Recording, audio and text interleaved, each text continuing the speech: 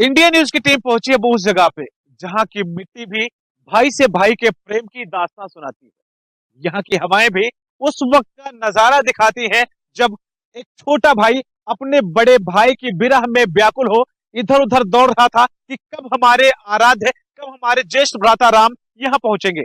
हाँ, मैं बात कर रहा हूँ उस जगह की जहां पर भगवान श्री राम का पुष्पक विमान उतरा था।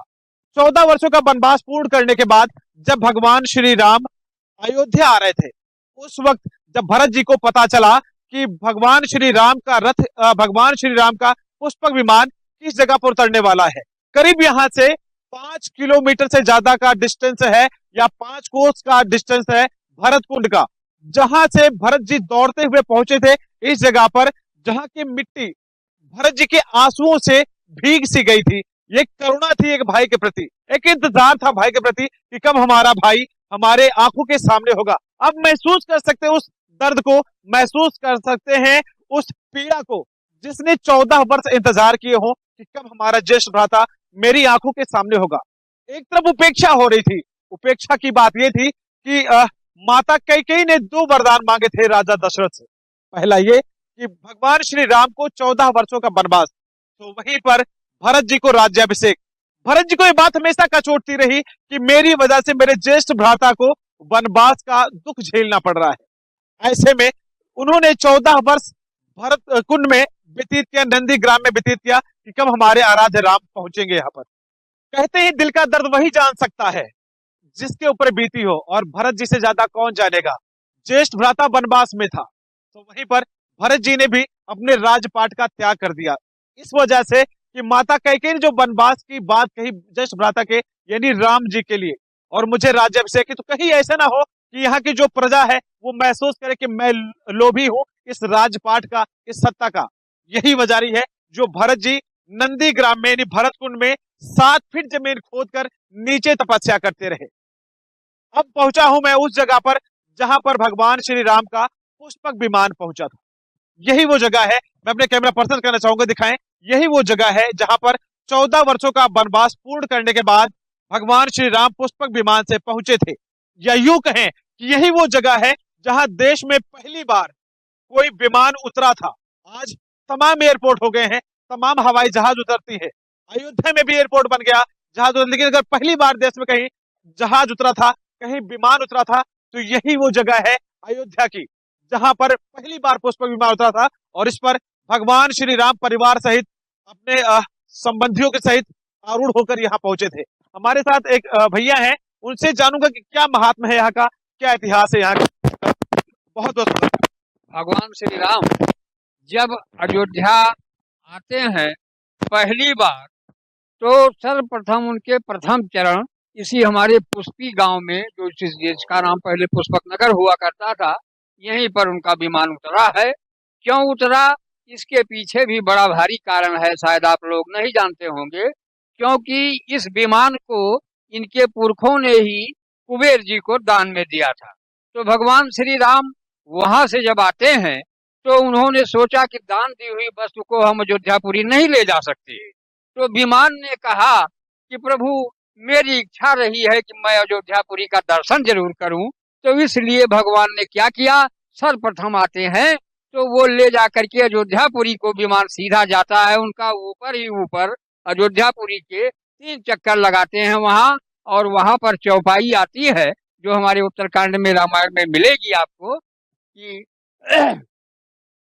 कहते हैं भगवान, यहाँ भानुकुल कमल दिवाकर और कपिनि देखावत नगर मनोहर।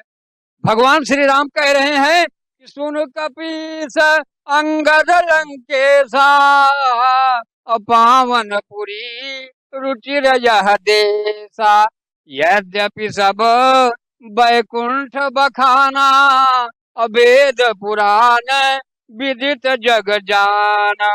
भगवान श्री राम ने कहा ये है वो अयोध्यापुरी, इसका आप लोग ऊपर से दिव्य मनोहर और मनोरम दर्शन करें। यद्यपि बैकुंठपुरी इसका बखान ज्यादा है, लेकिन ये अयोध्यापुरी के समान वो बैकुंठ भी नहीं मुझे प्रिय है। तो भगवान श्री राम उसको दिखाते हुए कहते हैं, क्यों कहते हैं, क्या कह रहे हैं कि अवधपुरी सम प्रिय नहीं सोऊ, और यह प्रसंग जानहि को। कैसे कि जन्मभूमि मम पुरी सुहावनी, और उत्तर दिश बह सरजू पावनी, जा मन जन ते बिनहि प्रयासा, और मम समीप नर पावहि बासा। भगवान श्री राम इस प्रकार से अयोध्यापुरी का दर्शन करवाते हुए और पुनः लेकर के विमान को यहाँ आते हैं, तो भरत जी के स्थान पर उतरना उन्होंने ठीक नहीं समझा। क्यों नहीं समझा? इसलिए कि भरत जी एक तपस्वी के बेस में वहां पर सूखे हुए पत्ते की तरह वहां तपस्या में रत हैं, तो वहां उतरते हैं हम वैभव के साथ तो जरा अच्छा नहीं लगेगा। इसलिए भगवान ने यहाँ ले आए इस विमान को। हमारे पुष्पक नगर इसका नाम पहले हुआ करता था, आज ये पुहपी के नाम से जो बीकापुर तहसील में है, यहाँ पर रामकुंड सरोवर नामक ये स्थान है हमारा, यहाँ पर वो विमान को उतार रहे हैं। यहाँ उतारने का और भी एक कारण रहा, यहाँ पर संत मुनियों का, बड़े बड़े महात्मा सिद्ध मुनि यहाँ रहा करते थे। उस समय यहाँ कुटिया रही,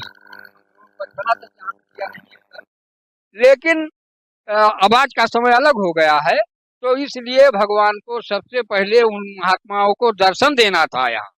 तो जब हम उन्हीं महात्माओं संतों की परिवार के हम लोग हैं, जो आज भी यहाँ पे रह रहे हैं बगल में ही, और हमें जो पुरानी बातें ये सब मिली हैं, तो ये सभी चीजें हमको पुरानिया लोग, बुजुर्ग लोगों ने बताया है। बाबूजी एक कुंड है, इस कुंड के विषय में बताइए, इस कुंड का क्या महत्व है? ये राम कुंड है।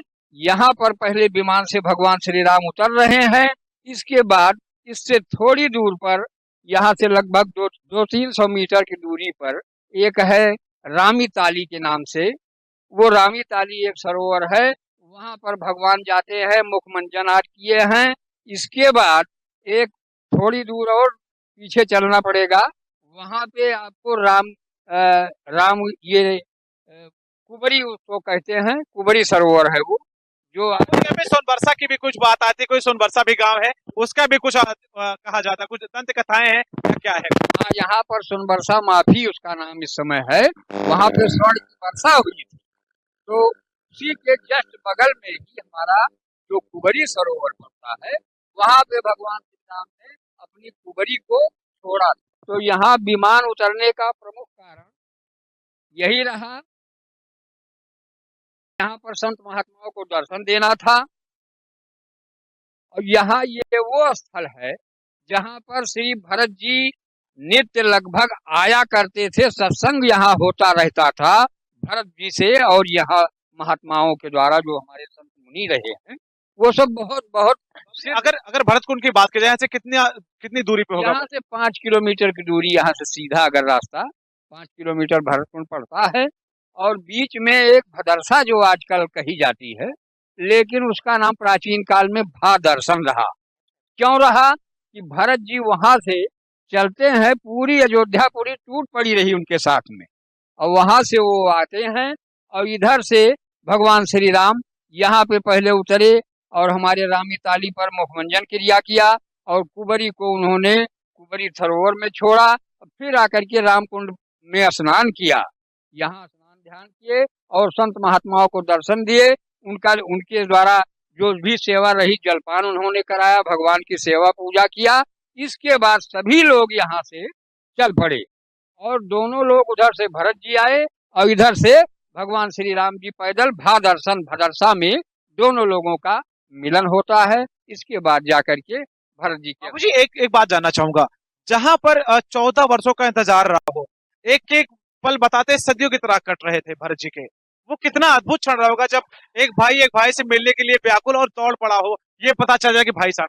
अरे भाई को तो इतना कष्ट हुआ कि उन्होंने ये सोचा कि हमारे प्रभु श्री राम जमीन पर रह रहे हैं, तो उन्होंने जमीन के नीचे खोद करके जमीन गड्ढा, वहां पर उन्होंने कुछ आसन लगाया, कुछ की आसनी पर, वहीं पर 14 वर्ष उन्होंने बिताया पूरे तपस्वी काल के जीवन में। और अयोध्यापुरी की दशा तो इतनी खराब हो गई थी जिसका वर्णन करना जरा कठिन हो जाएगा सर, क्योंकि 14 वर्षों तक ना तो किसी के पुत्र हुआ, ना किसी की मृत्यु हुई अयोध्या में, ना किसी के द्वारा यहाँ तक कि स्नान भी किसी ने नहीं किया था। इतना दुखी अयोध्यापुरी हमारी थी। ये एरिया हमारा भी गांव उसी में है, हमारे बुजुर्ग लोग पुराने लोगों ने बताया है ये सारी बातें कि बहुत ही कष्ट में अयोध्या उस समय थी। और जब भगवान यहाँ आते हैं तो सबसे पहले अयोध्यापुरी में हमारे इसी पुष्पी नगर में ही भगवान का विमान यहाँ उतर करके, और यहाँ से फिर क्या करते हैं भगवान श्री राम? ये पुष्पी नगर है जिसको पुष्पी अपभ्रंश हो गया है उसका, अब उसको लोग नगर। पुष्पी कहने लगे हैं। ये पुष्पक नगर है और इसी के बगल में है भदरसा, जहां पर दर्शन हुआ था, वहां दर्शन का अपभ्रंश हो गया, उसको हो गया भदरसा। करण जी हमारे साथ में, मैं चाहूंगा एक बार फिर से दिखाया करण जी, यही वो जगह है जहां पर पुष्पक विमान उतरा था।